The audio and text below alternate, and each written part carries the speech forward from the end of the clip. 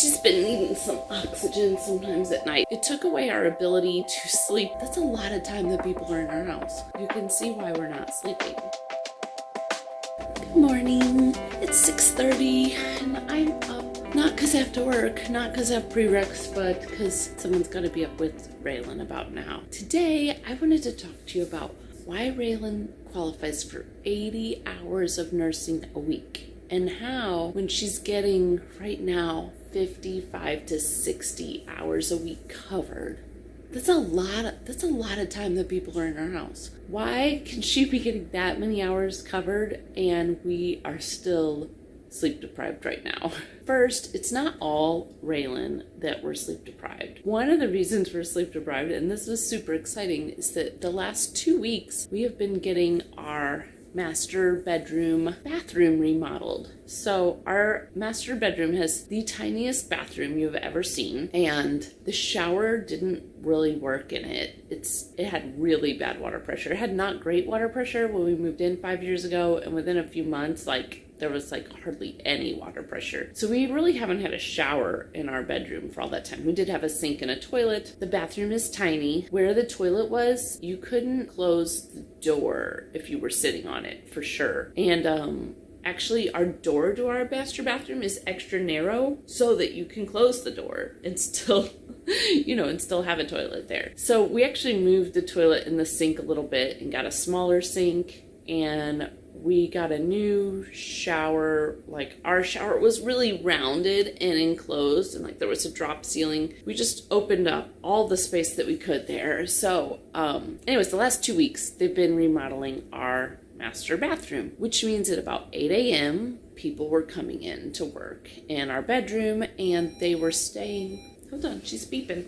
All right, she's been needing some oxygen sometimes at night. We have a sleep study coming up, and I don't know, I have a feeling we're going to end up with a new piece of equipment after that. Anyways, okay, bathroom remodel. So that meant that some guys were coming in around 8 a.m. and staying. It varied how long they were staying, between, I think sometimes they were done around maybe 3 on some days, and sometimes, 5 or 6. And sometimes they would do something and they would leave for a while and then they would come back to check on it. But anyways, we didn't really feel like we could take naps during the day in our bedroom, and we didn't feel like we could sleep in past 8 o'clock because there's people coming. So it took away our ability to sleep during the day. That's one reason we're tired. Now, 2, why do we need to sleep during the day? Raelyn's schedule, Raelyn gets bedtime meds at 9 p.m. We turn her food off at 9 p.m. At 11 p.m., she gets an antibiotic. She has to have the antibiotic with 2 hours of no food before and after. So 11 p.m., she gets her antibiotic. At 1 a.m., we turn her food back on and she gets her tizanidine, which helps her pain issues. And then at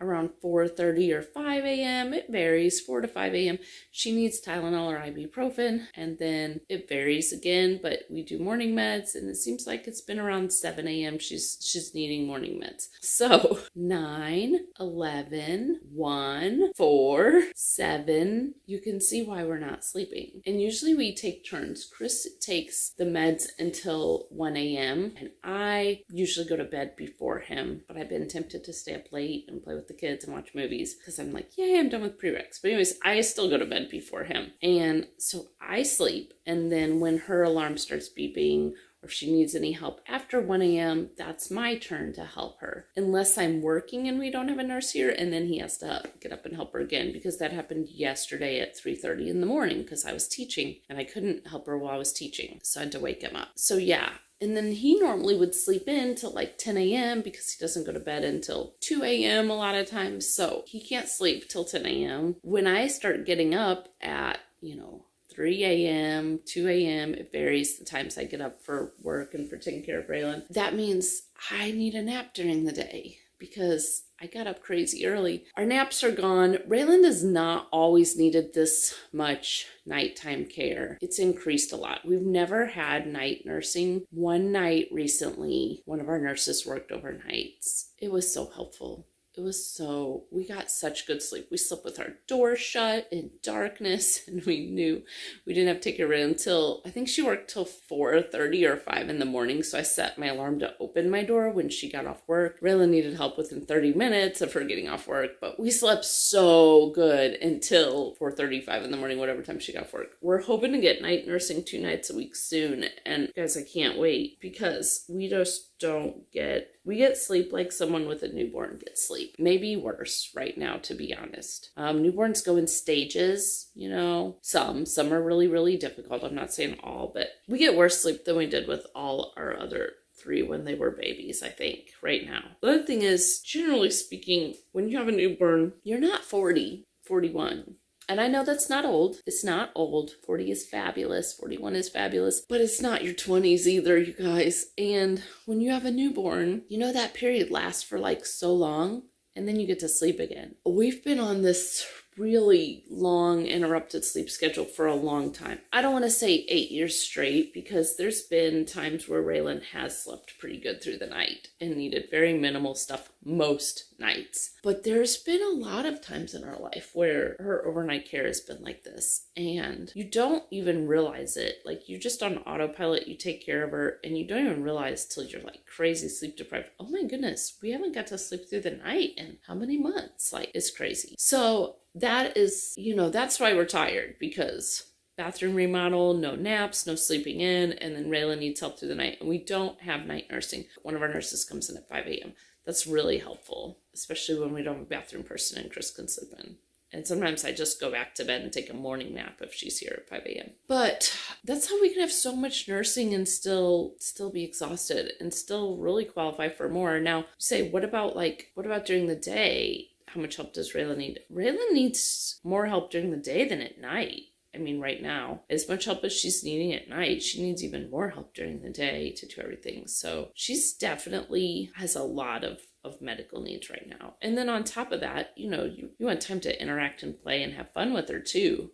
And actually during the day, when the nurses are taking care of her medical needs, a lot of times we're still really involved in Raelyn's care. We help with diaper changes right now because she's a 2-person diaper change. We help with transfers right now because she's a 2-person transfer. And we just try to play with her still, read her books or do our eye gaze with her, even while the nurse is here. Because, their job is the medical stuff and they do some of the other stuff, but she's still our kid, So that's Raelyn. That's why she qualifies for 80 hours a week of nursing. And even though we get about 60-ish covered right now, 55, 60, we're still tired, man.